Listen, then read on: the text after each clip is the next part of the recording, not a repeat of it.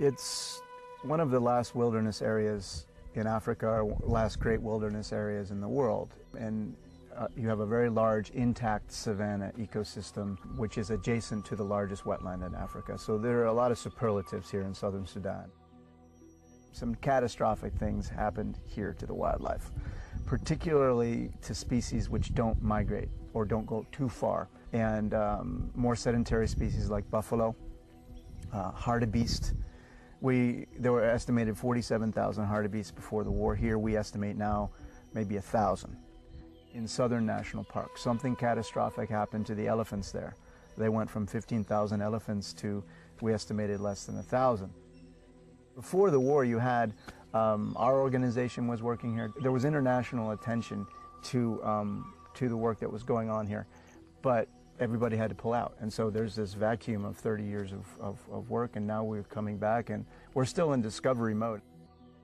There's a sense of urgency here which needs to be expressed, and we've been talking to our colleagues in the government of Southern Sudan about it. Is they have a window of opportunity here now.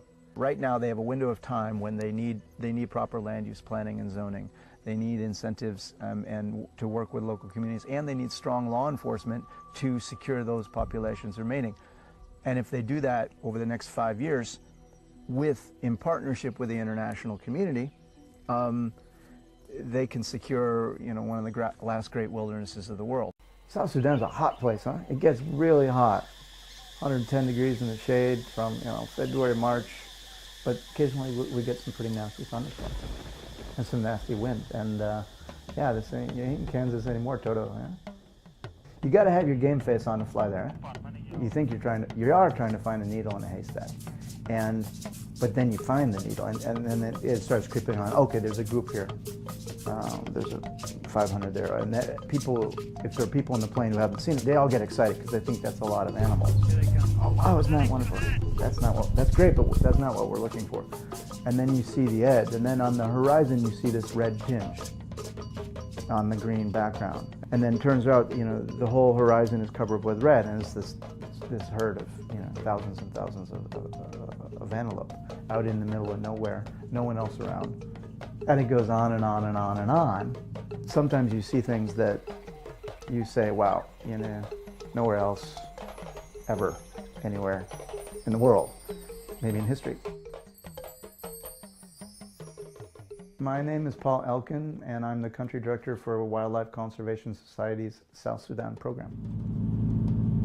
We have the Tiang, which move up towards the Nile, onto the Nile River floodplains in the dry season. So they're seeking water and forage. At the same time, the Kob, they go up to the northwest towards the Ethiopian border. And that's where they find permanent water sources and forage around there. Yet you have different areas where in this season I have grass and water here, but then it disappears. Where can I get that grass and water?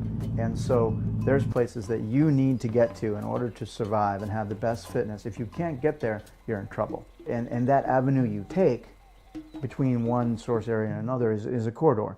It may have some resources in it within the corridor, but for simplicity's sake, it's getting from one place to the next. And you need to do that at certain times of the year. By putting the collars, the GPS collars, which download the data of the satellite on our two principal migratory species, the Tiang and the Kob, we've been able to identify spatially and temporally in time when they need to pass through these areas and where. Over the past few years that we've been working there, pressures are actually greater now than they were during the war, because in a way, those species which could migrate away from the guns were protected.